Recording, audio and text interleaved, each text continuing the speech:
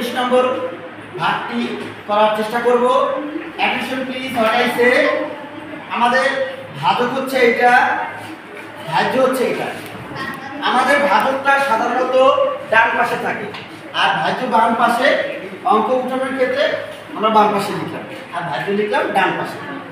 প্রিয় শিক্ষার্থী, প্রত্যেককে প্রথম দ্বারা গুণ করতে হবে যদি আমাদের বেস মিলে। তাহলে আমাদের বেস হচ্ছে এখানে x³ ভাজ্য আর ভাজক হচ্ছে x²। তাহলে ভাজকের চেয়ে ভাজ্যের পাওয়ার বেশি হতে হবে।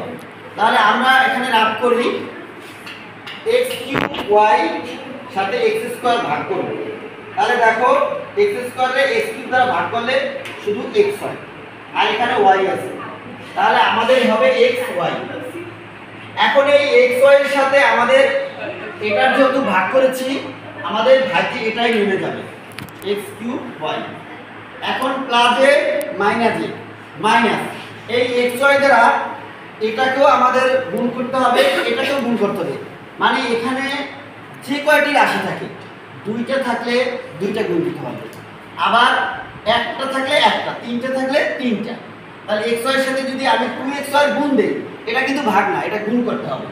তাহলে 2 তো হবে প্রথমে, তারপরে x², তারপরে আমাদের কি y², এই তারপরে xy এর সাথে a গুণ দেব প্লাস axy।